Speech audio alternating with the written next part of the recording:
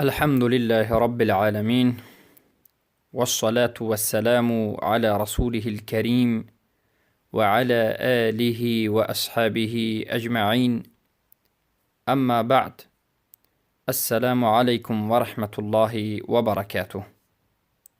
بإذن الله سبحانه وتعالى این حلقه 93 از آموزش کلمة التوحید عروة الوثقى لا اله الا الله محمد رسول الله می باشد که معنیش نیست معبود برحق بجز الله و محمد صلی الله علیه و سلم بنده و رسول الله هستند.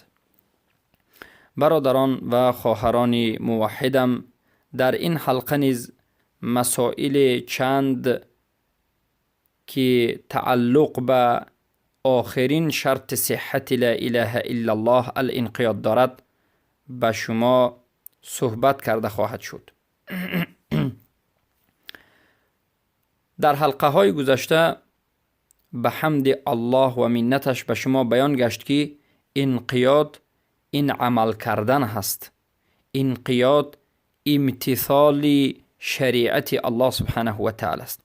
امتثال یعنی التزام، ملتزم و پایبند بودن به شریعت الله سبحانه و تعالی و تمام حکمهای الله را، امر کرده هایش را به جا آوردن و از نهی کرده هایش دور بودن و شریعت را به جا آوردن. این انقیاد است.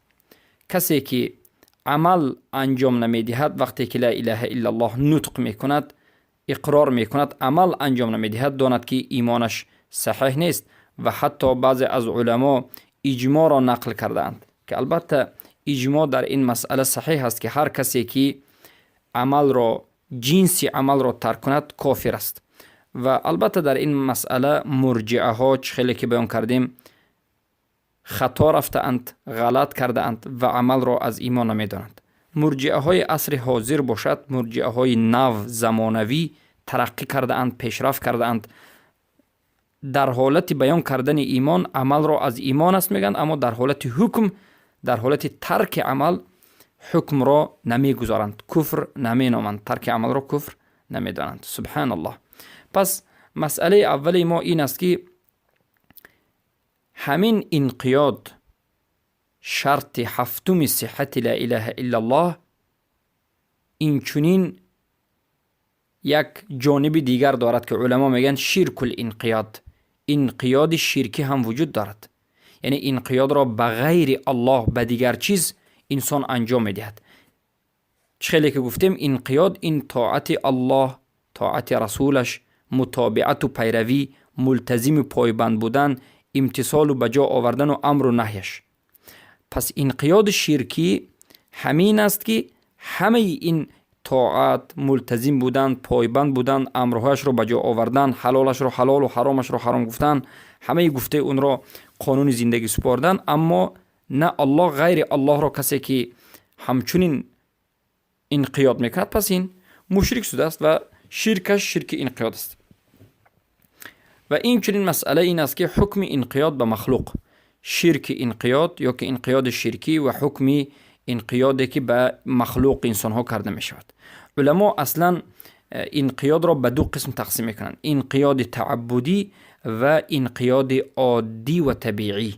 انقیاد تعبدی یعنی انقیادی که از این انقیاد عبادت به وجود می آید، این متعلق به عبادت است، یعنی انقیادی که متعلق به عبادت است. انقیادی که قائم می شود بر ذل، خضوع، تعظیم و بزرگشماری، که این خاص به الله سبحانه و تعالی است. به غیر الله صرف کردن این نمودی انقیاد این شرک است. چرا که این نمودی انقیاد، انقیادی که با خودش بزرگشماری داشته باشد، خضوع و ذل و شکست و خواری داشته باشد، پس این انقیاد عبادت است و این عبادت تنها باید به الله انجام شود. به غیر الله انجام دادنش این شرک است. و دوم نمود انقیاد، انقیاد عادی طبیعی است، به مانند اطاعت کردن بعضی از مخلوقها، به مانند اطاعت کردن به پدر، به مادر، یا که به شوهر، زن وقتی که به شوهرش اطاعت میکند یا که اطاعت کردن به امیر در حالتی که این پدر، مادر، شوهر یا که امیر شما را به حرام، به ضد حکم الله و رسولش، به ضد امر الله و رسولش دعوت نکنند یا امر نکنند. در حالتی که اینها شما را به ضد حکم الله و رسولش، مخالف حکم الله و رسولش شما را دعوت کردن و امر کردن، البته شما اطاعت نمیکنید. خیلی که حدیث صحیح در این مسئله آمده است که رسول الله میگند لا طاعت لمخلوق فی معصیة الخالق انما الطاعت فی المعروف. هیچ وقت اطاعت کردن نمی شود به مخلوق در حالتی که معصیت به خالق الله باشد. البته میگند طاعت همان وقت کرده میشد که معروف، یعنی در کارهای خوب باشد. بارک الله فیکم. پس انقیاد به مخلوق، انقیاد کردن به مخلوق به چند قسم تقسیم شد؟ علما انقیاد کردن به مخلوق یعنی امرهایش رو به جا آوردن، اطاعت کردن، التزام داشتن رو به سه قسم تقسیم میکنند. یکمین نمود انقیاده که انقیاد واجب است یا که میگن فرض عین است. واجب و فرض هر جاش یک چیز است، فرقی وجود ندارد در بینش. در نزد جمهور علمای اهل سنت و الجماعت و همین قول راجح است. و دومین نمود انقیاد، انقیاد مباح، انقیادی که کنید هم جایز و نکنید هم گناهگار نمیشود انسان، یا که انقیاد طبیعی میگن علما. و سومین نمود انقیاد، انقیاد شرکی، که این نمود انقیاد ها به انسان، انقیاد واجب به مخلوق، به مخلوق انقیاد کردن واجب. همین کدام مخلوق؟ این انقیاد به رسول اکرم صلی الله علیه و سلم است. پیروی کردن به رسول الله، پیروی کردن به شریعت رسول الله، پیروی کردن به امرش و اطاعت کردن به امرهایش و ترک کردن چیزهای نهی کرده اش. عموما میگم این را انقیاد و عمل و التزام یا که ملتزم و پایبند بودن و امتثال امر رسول اکرم صلی الله علیه و سلم. و این البته اخیر این انقیاد حقیقتش انقیاد الله است. یعنی وقتی که رسول الله را شما اطاعت میکنید، انقیاد و گفتارش رو به جا میارید، عملا دلالت میکند که شما الله سبحانه و تعالی را انقیاد کرده. خیلی که در حدیث صحیح آمده است که رسول اکرم صلی الله علیه و سلم میگویند من اطاعنی فقد اطاع الله. هر کسی که مرا اطاعت میکند به تحقیق الله را اطاعت کرده است، الله را اطاعت کرده است. وقتی که کسی رسول الله را اطاعت نمیکند، الله را اطاعت نکرده است. این مفهوم المخالفه که در علم اصول فقه آمده است. پس بارک الله فیکم، این حدیث صحیح است، در سنن و مسند ذکر شده است. بارک الله فیکم. و الله سبحانه و تعالی در سوره حشر آیت 7 امر میکند و میگوید اعوذ بالله من الشیطان الرجیم و ما آتاکم الرسول فخذوه و ما نهاکم عنه فانتهوا. هر آن چیزی که رسول الله به شما آورد بگیرید، اطاعت بکنید، و هر آن چیزی که رسول الله شما را از آن نهی کرد، باز ایستید، گفت باز ایستید، ترک کنید و بس کنید.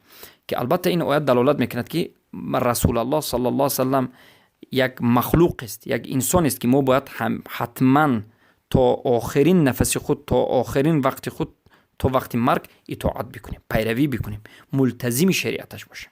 و این چنین الله سبحانه و تعالی در سوره نور آیه 54 میگه قل اطیعوا الله و اطیعوا الرسول. بگوی محمد صلی الله علیه و سلم به الله اطاعت بکنید و به رسول الله اطاعت بکنید. علما میگن سه چیز به سه چیز قبول نمیشود که یکی از اونها همین است. یعنی شکر الله به شکر پدر و مادر، یا که نماز به زکات، کسی که نماز خواند زکات ندهد. و این چی میگن اطاعت الله به اطاعت رسول الله. وقتی که رسول الله را اطاعت کردید اما رسول الله را اطاعت نکردید، این قبول نیست. باید الله و رسول را همجا اطاعت بکنید. و این چون در سوره نساء 65 الله سبحانه و تعالی میگه فلا وربک لا یؤمنون حتی یحکموک. قسم به ربت ای محمد صلی الله علیه و سلم، الله به خودش قسم میخورد و میگه مؤمن نمیشوند تا زمانی که تو را قاضی خودشون اعلام بکنند و تو حاکم اونها باشی، یا که مشکلاتشون را تو حکم بکنی، حتی یحکموک. و این چنین در سوره آل عمران آیه 31 الله سبحانه و تعالی میفرماید قل ان کنتم تحبون الله فاتبعونی. بگوی محمد اگر شما ای مردم الله را دوست بدارید، فاتبعونی، به من پیرو بشوید که الله شما را بعد از این دوست می‌دارد. همه این امرهای الله سبحانه و تعالی و خبرهایش و آیاتهایش دلالت میکند که رسول الله ذات است. رسول الله یک مخلوق است و یک انسان است که بنده الله در این دنیا، رسول خاتم الانبیا، واجب الاتباع است. ما باید حتما انقیاد به رسول الله بکنیم. انقیاد یعنی طاعت بکنیم، اطاعتش بکنیم، پیروش باشیم، پابرجا به امرش باشیم، از نهی کردهاش دور باشیم، ملتزم به شریعتش باشیم و امتثال گفتهاش را به جا بیاریم. بارک الله فیکم. پس ابن القیم الجوزی در کتاب عدة الصابرین میگند و ينقاد لمتابعة رسوله و طاعته و التزام شریعته ظاهرا و باطنا. و انقیاد کرده می شود به متابعت رسول اکرم صلی الله علیه و سلم. یعنی متابعت رسول اکرم صلی الله علیه و سلم را انقیاد گفته می شود. یعنی این چگونه اطاعت کردنش، التزام به شریعتش کردنش ظاهرا و باطنا، هم در ظاهر و هم در باطن. بارک الله فیکم. البته کلمه ظاهر و باطن زید به رد به منافقان است. منافقان ظاهرا ایمان می آورند اما باطنا نه. و این چنین رد به مرجع است که مرجع ها باطنا ایمان میارن و ظاهرا نه، که اهل سنت و جماعت در وسط است، هم ظاهر و هم باطن. بارک الله فیکم. و دومین نمود انقیاد، گفتیم یکمین نمود انقیاد به مخلوق انقیاد واجبه که باید به رسول الله ما انقیاد بکنیم. کسی که نکرد البته دینش صحیح نیست. و دومین نمود انقیاد به انسان این انقیاد مباح است، واجب نیست، مباح است. این طاعت کردن مخلوق و انقیاد کردن به امرش در حالتی که این امر مباح باشد. بعضی از امرهایی که از جانب انسان به شما میاد، یا که بعضی از اطاعت، یا که پیروی کردن به پدر، به مادر، به بعضی انسانهای خوبی که در مسئله حرام نباشد، در مسئله محرمات نباشد، در مسائل عادی باشد، در این حالت مباح است. بارک الله فیکم. و سومین نمود انقیاد شرکی هست. و در همین جا شما باید به نهایت اهمیت بدهید. در حقیقت انقیاد شرکی وجود دارد. انقیاد شرکی این است که صرف کردن، انجام دادن انقیاد تعبدی به غیر الله سبحانه و تعالی. ما در اول گفتیم که انقیاد دو خیل می شود. انقیادی که به الله انجام داده می شود این را انقیاد تعبدی گفته می شود، انقیاد عبادت را به الله. و دومی نمودش انقیاد به مخلوق. انقیاد به مخلوق سه قسم است: واجب به رسول الله، و انقیاد مباح عادی، و انقیاد شرکی. انقیاد شرکی همون انقیاد است که عملی که باید به الله انجام میدادید به غیر الله انجام میدید. به مانند انقیاد کردن یعنی اطاعت، پیروی، متابعت و ملتزم به گفته های یک کسی امتثال کردن به یک مخلوق که با همراهی این همه اطاعتتون شما خود را خار و زار و پست حس کنید، ناچیز و حقیر حس کنید. و همون انسانی که یا همون مخلوقی که شما اون را به نهایت انقیادش میکنید و ای را بزرگ شمارید و غلو در حقش کنید، که البته این در جانب بسیار حکومتداران هم دیده میشد و جانب بسیار اهل بدعت هم دیده میشد، به مانند صوفی های غلو کرده قبوری یا که رافضه ها. سبحان الله، که وقتی که به رافضه نظر میکنید به نهایت غلو در حق گویا آیت الله های خود کردند، پیشواهای خود کردند. اینقدر غلو میکنند که انقیاد و اطاعت و متابعتی که باید به الله رسولش میکردند به همین شیخهای مشرک خود میکنند. یا که صوفی ها اینقدر مریدها، اینقدر صوفی ها مرید به شیخش انقیاد میکند، اینقدر پیروی و اطاعت میکند، اینقدر امتثال و ملتزم میشود در حق اطاعت شیخش که این شیخش رو در آخر اعوذ بالله به درجه بالا میبرد، به درجه اله میبرد، به درجه های بالا میبرد و صفت های الله رو به شیخش میدهد و از همین قبر شیخش میطلبد یا که از غیب بودن شیخش میترسد و غیر و غیر از شرکیاتی که این قوم جهلای صوفی دارند. و این چنین بسیار از انقیادهای طاعتی که مخلوق به همین انقیادش به معصیت الله گرفتار می شود، به مانند انقیاد کردن بعضی از انسانها به رئیسش، به امیرش، به پادشاهش. خصوصا امروز انقیاد کردن بعضی از مسلمان ها، خود را مسلمان میگن، البته مسلمان نیستن، خود را مسلمان میگن، انقیاد میکنند به مانند یا که این لشکرهای دولت‌های دموکراتی که از مینیسه باشد، پرکراتورا یا که KGB و غیر از دیگرها که به نهایت به پادشاه خود انقیاد میکنند، گفته هایش را به جا میآورند، گفته این برای اینها قانون زندگی هست، گفته این پادشاه یا رئیسشون برای اونها دستور زندگی هست، گرچنده که مخالف دین الله باشد، گرچنده که ضد تمام دین الله و رسولش باشد. و اگر حلال را حرام گوید قبول میکند، حرام را حلال گوید هم قبول میکند. این انقیادی بارک الله فیکم شرکی هست. این انقیاد. پس این نمود شرکی انقیاد است. این یا که میگیم انقیاد شرکی است. وقتی که یک انسان به انسان دیگر انقیاد میکند، پیروی اطاعت میکند تا به درجه ای که هر یک گفته وی برای این قانون است، دستور زندگی هست. هر یک گفته اش گویا که حق است، گرچند که مخالفت شریعت باشد این را قبول میکند. البته این کفر است و این شرک است و این نمود انقیاد برای بنده کردنش حرام است. و الله سبحانه و تعالی در سوره انعام آیه 121 میگوید و این اطعتموهم انکم لمشرکون، و اگر شما آنها را اطاعت بکنید البته شما از جمله مشرکین میشوید، حتما از جمله مشرکین میشوید. اطاعت کردن غیر الله سبحانه و تعالی همان وقت جایز است که ضد دین الله، شریعت الله، قانون الله و رسولش نباشد، و در غیر این حالت البته جایز نیست و کسی که اطاعت کرد البته به شرک داخل میشد.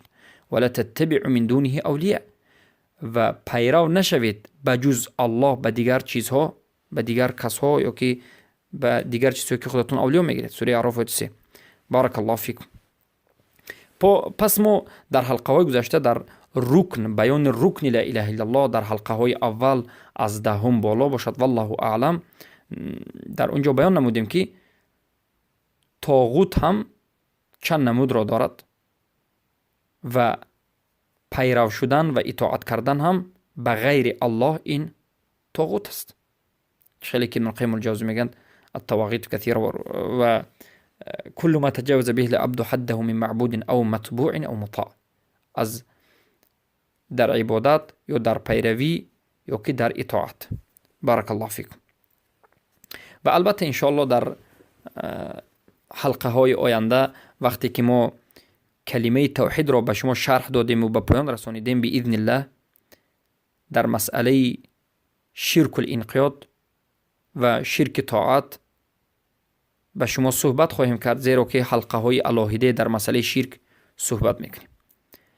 و شیخ الاسلام ابن تیمیه میگویند خیلی که در کتاب مجموعه الفتاوی لشیخ الاسلام ابن تیمیه مجله اول صفحه 98 آمده است و کثیر من المتفقهه و اجناد الملوک و اتباع القضاء والعامة المتبعة لهؤلاء يشركون شرك الطاعة، يشركون شرك الطاعة، فتجد هؤلاء المنحرفين يجعل الواجب ما أوجبه متبوعه والحرام ما حرمه والحلال ما أحله والدين ما شرعه إما دينا أو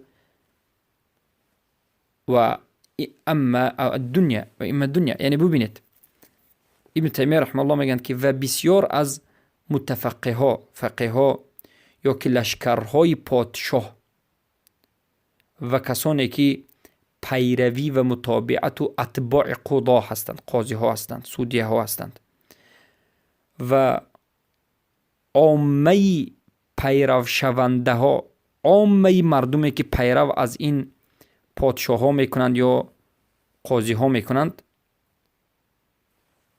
یشرکون شرک الطاعه، یشرکون هم شرک الطاعتی، شرک را انجام میدهند، شرک طاعت را. یعنی شیخ الاسلام تیمیه میگن که سبحان الله بسیاری از انسان ها، لشکرها، پیروها و اتباع قضاها یا عامه مردمی کسانی که پیرو میشوند بر همین ها، شرک طاعت را انجام میدهند، به شرک داخل میشوند و شرکشون شرک طاعت است. چرا میگن که فتجد هؤلاء المنحرفین؟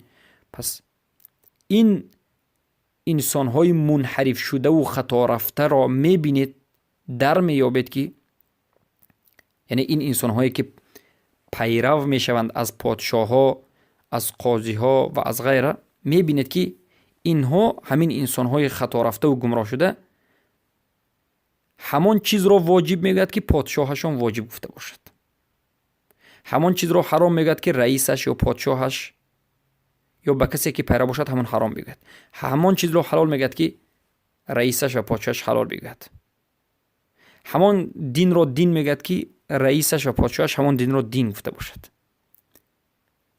ثم يخوف من امتنع من هذا الشرك.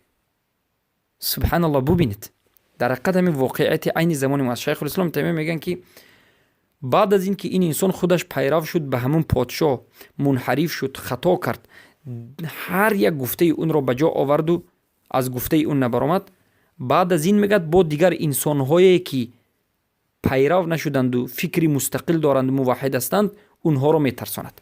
چه خیلی که امروز بسیاری از مردم، بسیاری از لشکرهای این پادشاهان مرتد دموکراتی یا پیروان قاضیشان یا که عامه مردمی که بر اینها پیرو هستند، در حقیقت این منحرف و این خطا کرده و بدبختان همان چیز رو واجب میگن که این رئیسشون واجب گفته باشد، پادشاهشون واجب گفته باشد.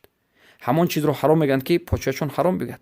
چه خیلی که گفتن که حجاب از ما نیست، همه گفت حجاب از ما نیست. اعوذ بالله. یا که گفتن که ریش این یک چیزی بد است، گویا که حرام کردند، ریش رو هم ممنوع کردند. تو 18 ساله به مسجد رفتن رو ممنوع کرد، همه اش قبول کرد. مسجد رو کوچونید، گفت همه رو کوچوندند. اعوذ بالله من ذلک.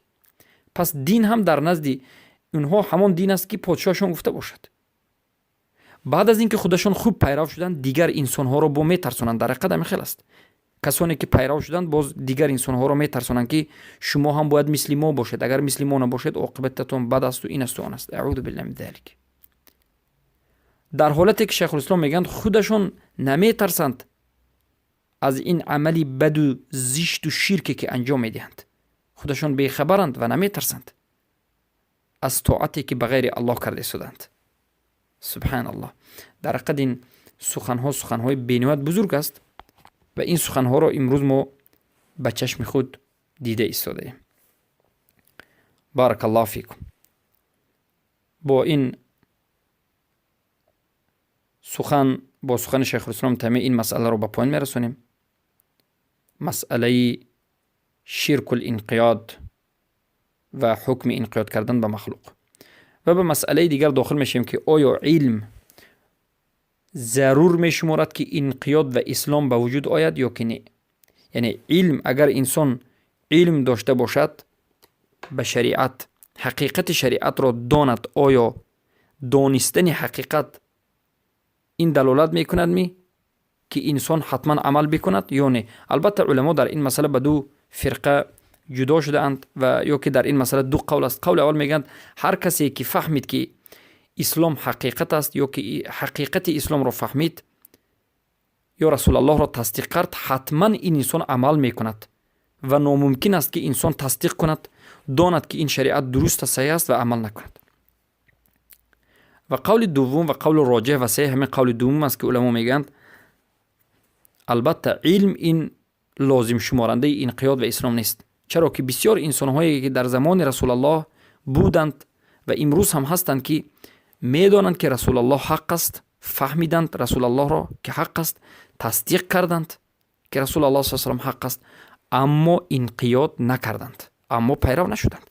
پس علم یعنی تصدیق کردن رسول الله، دانستن حق بودن رسول الله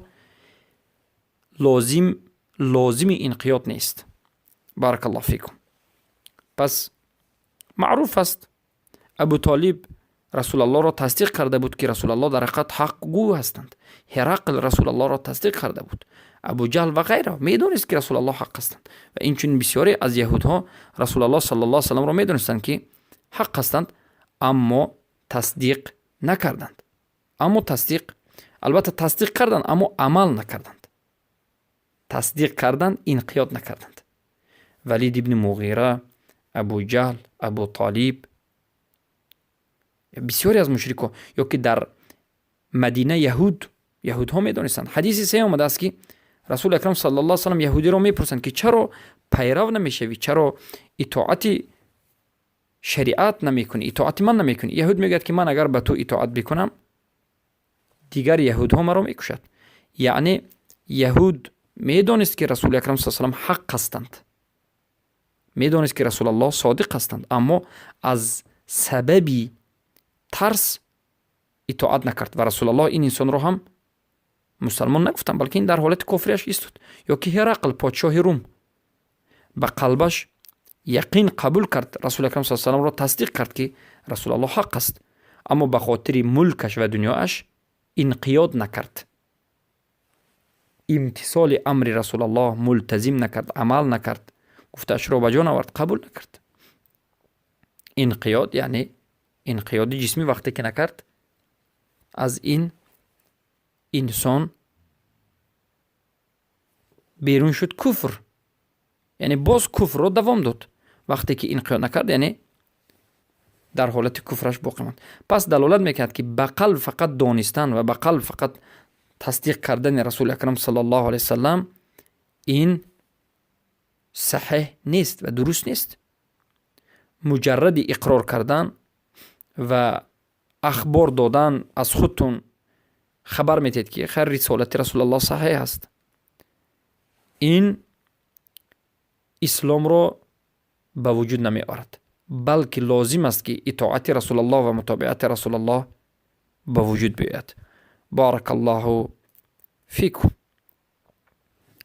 پس با همین این حلقه را به پایان میرسانیم و باذن الله در حلقه های آینده باقی مانده از مسائل را به شما